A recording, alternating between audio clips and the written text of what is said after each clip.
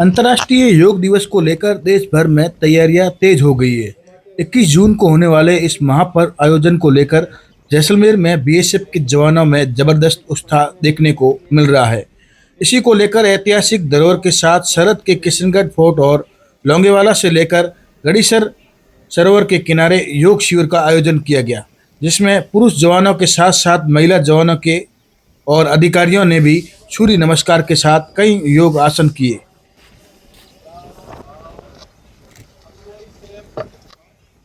जैसलमेर की झील का किनारा और योग मुद्रा के साथ कदम ताल, यह है देश की सीमाओं में ढाल बनने वाले बीएसएफ के जवान।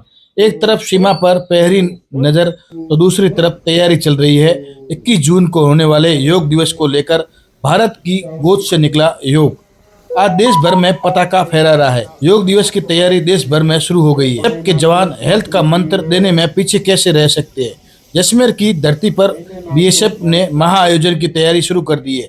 बीएसएफ के जवानों ने गड़ीसर सरोवर पर सूर्य नमस्कार कर कई योगासन कर दिखाए।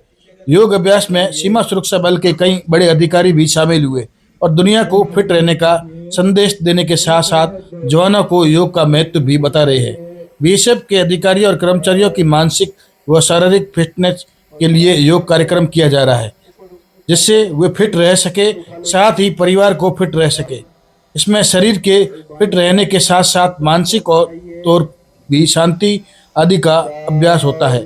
बदलते मौसम और विषम परिस्थितियों में ड्यूटी कर रहे जवानों और अधिकारियों को योग करने में बहुत से फायदे मिल रहे हैं। आपको बता दें कि भारत पाक सीमा पर हुए योग अभ्यास के दौरान सरहद से लेकर रेतीली धरती और ऐतिहासिक धरोहर पर जवानों की ओर से की जा रही योग क्रियाएं के नज़ारे बेहद आकर्षण दिखे। इस नज़ारा को जिसने भी देखा सराहना की। योग अभ्यास में BSF north DIG Yogendra Singh Rathore, BSF south DIG Vikram Kunwar, 191 के कमांडेंट एसएस बेरवा सहित कई अधिकारी व जवान योग करते नजर आए।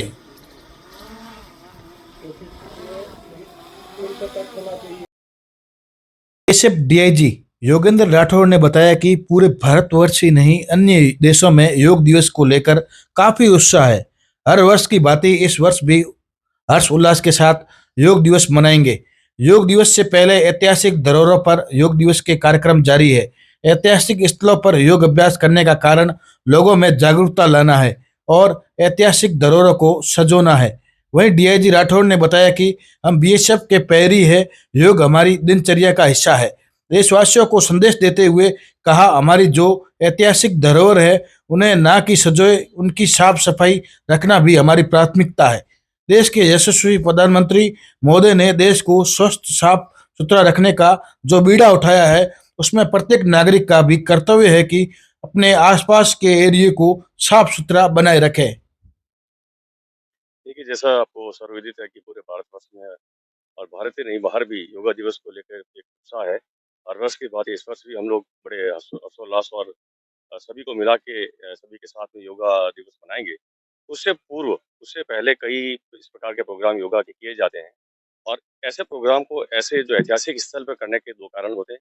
एक तो योगा के प्रति लोगों में जागरूकता पैदा करना, उसके साथ साथ हमारी जो ऐतिहासिक धरोहर है उसको किस तरह से हम संजोए, ये भी एक मैसेज उनको दिया जाता है। हम लोग क्योंकि हम बीएसएफ के प्रहरी है, तो रोजाना एक्सरसाइज योगा तो हमारे दिनचर्या का हिस्सा है ही, लेकिन उसी दिनचर्या को हम जब बाहर आके करते हैं तो एक नया माहौल मिलता है, एक नया उत्साह होता है और सभी में एक नया जोश पैदा होता है कि योगा के प्रति जागरूकता तो हमारा जो है प्राथमिक ध्येय है ही है, लेकिन उसके साथ साथ हमारी जो धरोहर है उनको भी लोगों तक पहुंचाना, उनको बताना कि किस तरह से हम न सिर्फ सीमाओं की रक्षा कर रहे हैं बल्कि हमारे धरोहर को भी हम संजो रहे हैं। यही मैसेज हम सबको देना चाह रहे हैं। देशवासियों को मैं यही कहना चाहूंगा कि हम अपने जो धरोहर है उनको न सिर्फ संजोएं बल्कि उनको साफ सुथरा रखें। जिस तरह से माननीय प्रधानमंत्री महोदय ने स्वच्छ भारत अभियान का जो बीड़ा उठाया है, अभी देख के दुख होता है, कई जगह हम यहाँ पर भी देखते हैं। यहाँ गड़ीसर लेक में भी हमने पहले स्वच्छता अभियान चलाया। आज भी मैं देखता हूँ कि यहाँ पर जगह जगह गंदगी भरी पड़ी है।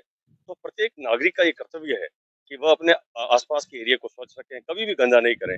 यही मैं सबसे अपेक्षा करता हूँ। आपको ये भी बताया कि योगा में दो पार्ट होते हैं, एक तो आपके आसन और दूसरा प्राणायाम। आसन से आपका जो शरीर स्वस्थ रहता है और साथ साथ प्राणायाम से आपका जो आंतरिक जो शरीर आंतरिक भाग है उनको सुदृढ़ बनाया जाता है। और जब आपके आंतरिक और बाह्य आपका शरीर है वो अच्छी तरह से सुदृढ़ होगा तो निस्संदेह आप में रोगों से लड़ने की क्षमता भी बढ़ेगी।